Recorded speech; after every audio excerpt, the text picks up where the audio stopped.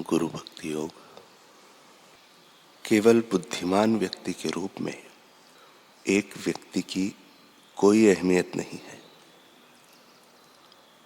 उसे वास्तविक का ज्ञान नहीं है, किंतु जब व्यक्ति गुरु के संपर्क में आता है तब उसमें सच्चा ज्ञान, सच्ची शक्ति और सच्चा आनंद प्रकट होता है। वे गुरु भी ऐसे हो जिन्होंने परमात्मा के साथ तादात्म्य स्थापित किया हो। शिष्य को घास के तिनके से भी अधिक नम्र होना चाहिए, तभी गुरु की कृपा उस पर उतरेगी। जन्म से लेकर मृत्यु तक सारा जीवन विद्यार्थी अवस्था का समय है। ऐसे समझ हो तभी विद्यार्थी मोक्षदायक आध्यात्मिक ज्ञान प्राप्त कर सकता है। साधकों को इतना ध्यान में रखना चाहिए कि केवल पुस्तकों का अभ्यास करने से या वाक्य रटने से अमरत्व नहीं मिलता। उससे तो वे अभिमानी बन जाते हैं, जिसके द्वारा जीवन का कूट प्रश्न हल हो सके। ऐसा सच्चा ज्ञान तो गुरु कृपा से ही प्राप्त हो सकता है। आप महान विद्वान एवं धनवान हो, फिर भी गुरु एवं महात्माओं के समक्ष आपको बहुत ही नम्र होना चाहिए।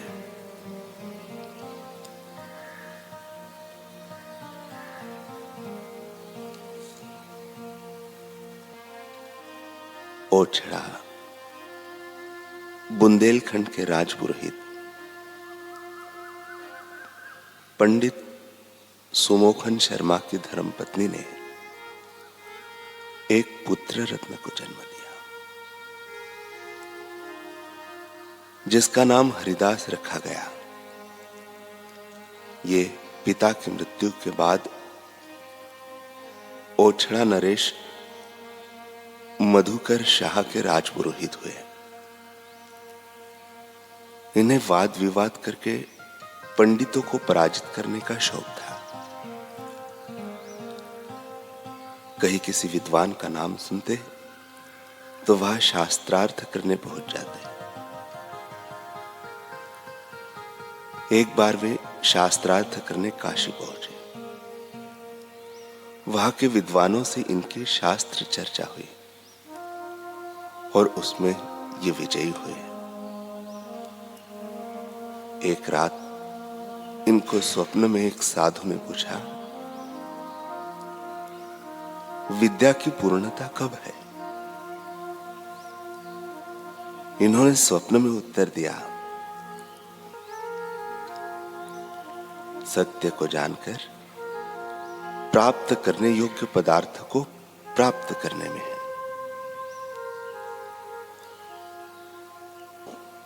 पंडित जी, आप दूसरों को जितना समझते हैं उतना स्वयं को क्यों नहीं समझते? विद्या की पूर्णता जब प्राप्त करने योग्य पदार्थ को प्राप्त करने में है, तब वाद विवाद के द्वारा दूसरों को लज्जित करने से क्या प्राप्त हो जाएगा? यह पदार्थ तो भक्ति से ही प्राप्य है। भगवत भक्ति में ही विद्या की पूर्णता है, और वह विद्या किसी ब्रह्मज्ञानी महापुरुष के चरणों में जाने से ही मिलेगी। पंडित जी चौंक कर जाग गए। साथ ही उनका विद्वत्ता का अहंकार भी जाता रहा। वे काशी से सीधे ओरछा आ गए। उनके हृदय में महापुरुष की शरण प्राप्त करने की तड़प जग उठी। उन्हें वृंदावन में गुरु हित हरिवंश जी के बारे में पता चला तो वे घर बार छोड़कर उनके श्री चरणों में पहुंच गए और मंत्र दीक्षा ले ली। उनका नाम पड़ गया व्यासदास। वे गुरु चरणों में रहकर खूब तत्परता से सेवा करते और गुरुदेव व गुरु भाइयों के लिए अनुकूल होते थे।